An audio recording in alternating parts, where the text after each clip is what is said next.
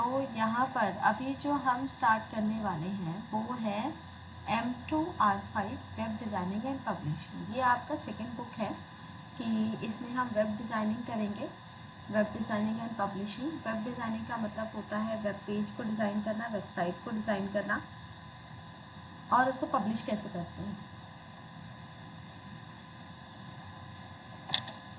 सबसे पहले मैं आपको सिलेबस दिखा देती हूँ कि सिलेबस में क्या है। जो नेट का सिलेबस है उसमें फर्स्ट बुक के बाद सेकंड बुक का क्या सिलेबस है वो हम थोड़ा डिस्कस कर लेते हैं।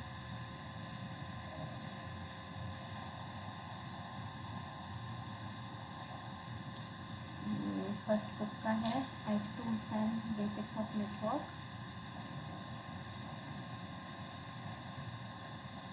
ये हमारा फर्स्ट बुक है।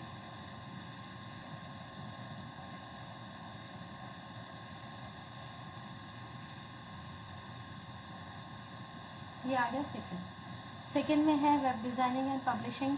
ठीक है, इसके अंदर आपका ऑब्जेक्टिव क्या है कि वेब पेज कैसे बनाया जाता है, कैसे ग्राफिकल यूज़ किया जाता है। इसमें कुछ टेक्निक का यूज़ करेंगे।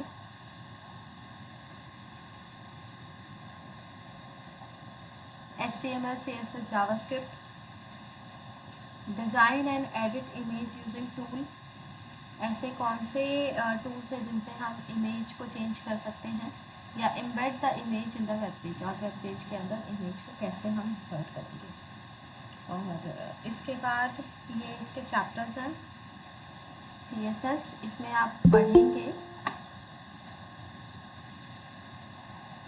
इसमें जो आप पढ़ेंगे वो है वेब डिज़ाइनिंग का इंट्रोडक्शन, एडिटर, जितने भी एडिटर इसमें यूज़ किए जाते हैं, HTML बेसिक्स होगा, CSS होगा, CSS के फ्रेमवर्क जो यूज़ किए जाते हैं वो सभी होगा, जावास्क्रिप्ट और AngularJS ये है।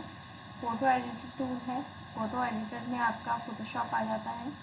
और web publishing and browsing, publish कैसे करते हैं, ब्राउज कैसे करते हैं।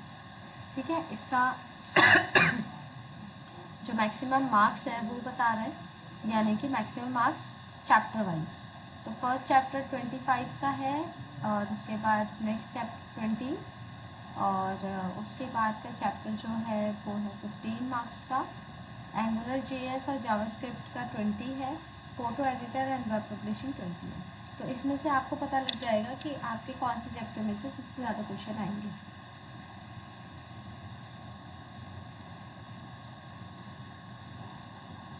और ये है डिटेल इंफॉर्मेशन जो आप पढ़ेंगे।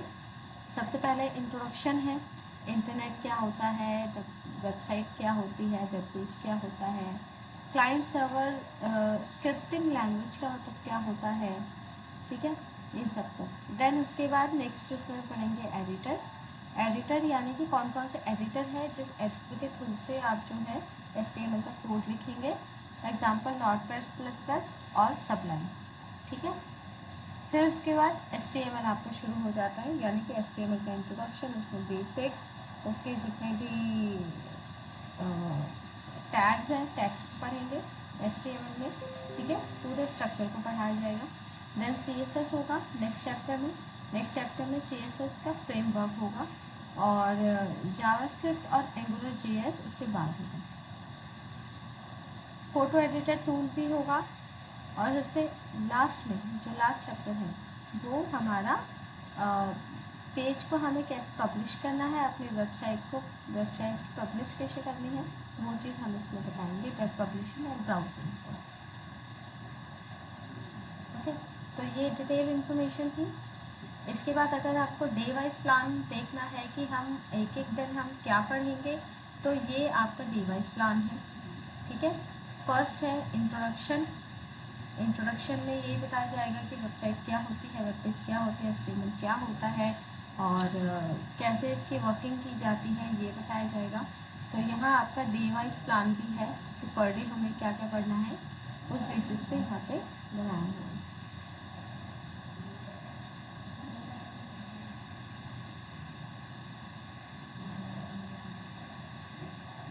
ठीक है, 30 दिन का है, एक महीने के अंदर आपका ये वेब डिज़ाइनिंग जो है ये कंप्लीट हो जाएगा ऑलमोस्ट।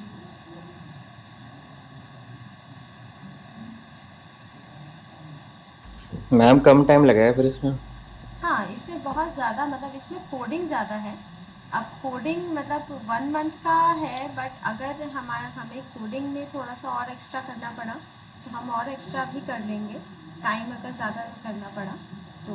इसके अंदर मतलब आपको बिल्कुल एकदम जो भी इसके कोड है, कोड बहुत अच्छे से मैं आपको बताऊंगी, और प्रैक्टिस भी हम इस पर ज़्यादा ही करेंगे, क्योंकि ये प्रैक्टिकल चैप्टर हो गया है। इसके अंदर थ्योरिकल बहुत कम होता है और ज़्यादा से ज़्यादा क्या होता है, प्रैक्टिकल होता है।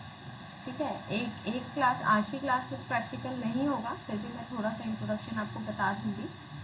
बाकी होगा कल की क्लास में। ठीक है, कल की क्लास से प्रैक्टिकल इसमें स्टार्ट हो जाएंगे।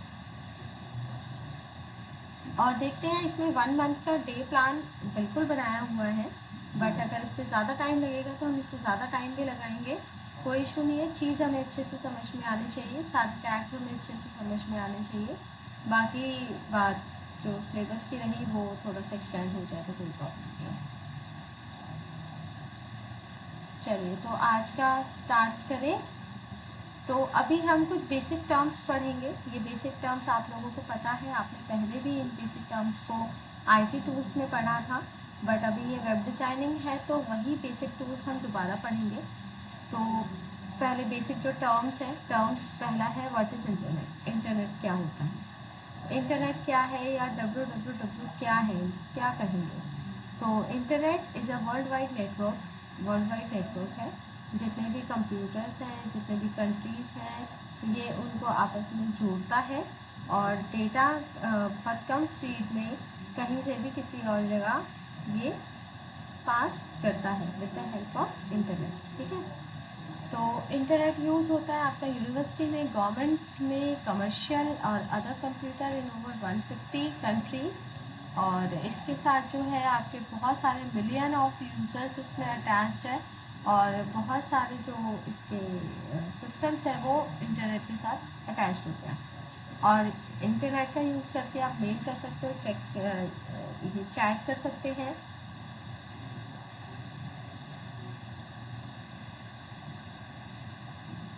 इवन हम वर्चुअल मीटिंग भी कर सकते हैं इसके अंदर, एक्चुअल मीटिंग ना करके वर्चुअल मीटिंग भी इसके अंदर हो जाती है।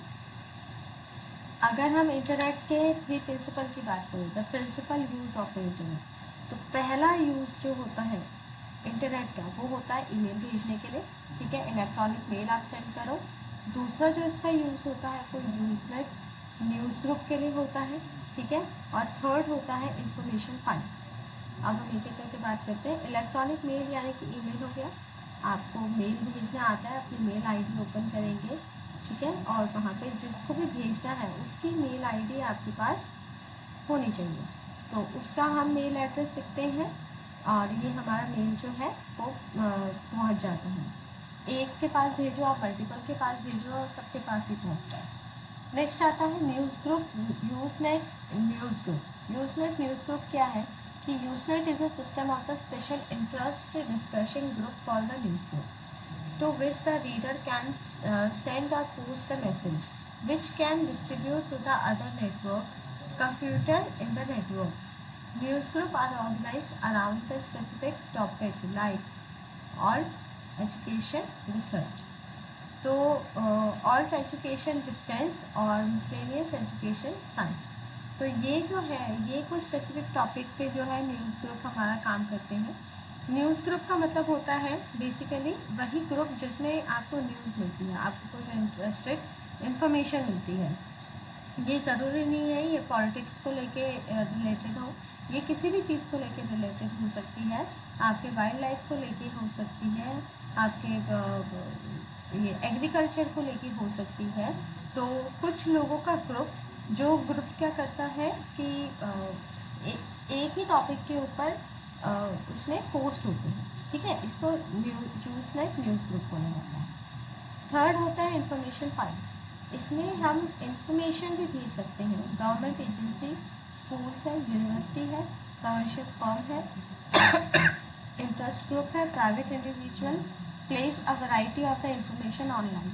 The files were originally text only but surprisingly contained the picture and sound. यानी कि इसके अंदर क्या होता है कि इंफॉर्मेशन फाइल, आपने कोई इंफॉर्मेशन के लिए कोई फाइल रखी थी, वो फाइल इंफॉर्मेशन से रिलेटेड कुछ फाइल, उसमें कुछ इंफॉर्मेशन है और उस फाइल को आप जैसे एक जगह से दूसरी जगह पे आप भेज सकते हो। उसके अंदर साउंड होती है, पिक्चर्स होती है और जो इंटरेस्ट ग्रुप होते हैं वो हम इंटरेस्ट ग्रुप में लोगों को एक दूसरे को वो फाइल हम भेज सकते हैं। तो ये 3 प्रिंसिपल है जिस पे हमारा इंटरनेट काम करता है, या इंटरनेट के बेसिक ये 3 टास्क हैं जिसमें हम मेल भेजना हो, कोई न्यूज़ पोस्ट करनी है या कोई भी इंफॉर्मेशन से रिलेटेड कोई फाइल जो है उसको हमें सेंड करनी है। नेक्स्ट उसके बाद हमारा नेक्स्ट टर्म आता है www। ये भी सबको पता है कि www का मतलब होता है world wide web.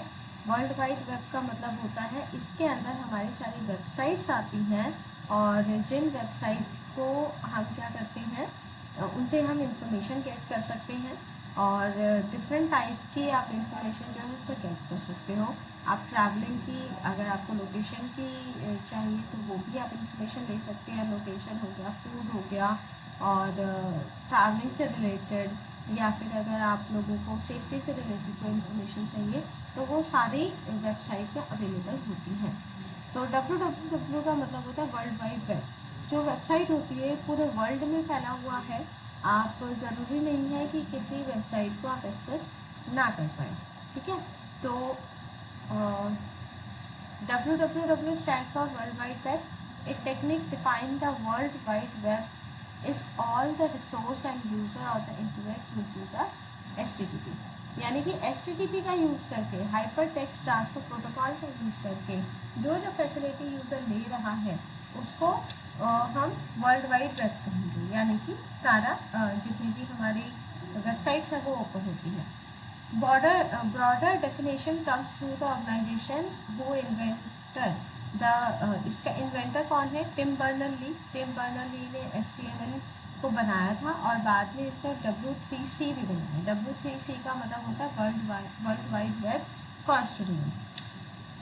The World Wide Web is the universe of network, accessible information and embodied of the human knowledge। और इसमें क्या है कि जो वर्ल्ड वाइड वेब है उसका मतलब क्या होता है? इंफॉर्मेशन को एक्सचेंज करना, इंफॉर्मेशन को एक्सेस करना, ठीक है। कोई भी कहीं से भी कोई भी इंफॉर्मेशन ले सकता है और ह्यूमन नॉलेज को और भी बढ़ा सकता है। In the simple term, the World Wide Web, a way of exchanging information between computers on the internet, trying them together into a vast collection of interactive multimedia resource। तो इसका मतलब यही है कि जितने भी इंफॉर्मेशन है वर्ल्ड वाइड वो इंफॉर्मेशन एक्सचेंज करने के लिए और एक की गलती से दूसरे को सबक लेने के लिए हमारा इंटरनेट यूज़ किया जाता है, ठीक है। नेक्स्ट उसके बाद आता है वेब पेज। वेब पेज का मतलब क्या होता है? A single page of the website. Website का जो भी एक सिंगल पेज है उसको हम वेब पेज कहते हैं। तो web page is the simple document displayable by the user. Such documents are written displayed by a browser. Such documents are written in the HTML language। जो भी वेब पेज होता है वो हमेशा ब्राउज़र पे ही दिखेगा। ब्राउज़र के अलावा हमें किसी और चीज़ पे नहीं दिख सकता है और ये HTML लैंग्वेज से बने हुए होते हैं, HTML लैंग्वेज में लिखे हुए होते हैं। A web page can be embedded a variety of different source such as. और HTML जो वेब पेज है वो अलग अलग इंफॉर्मेशन कैरी करते हैं जैसे कि style information, controlling the page look and feel,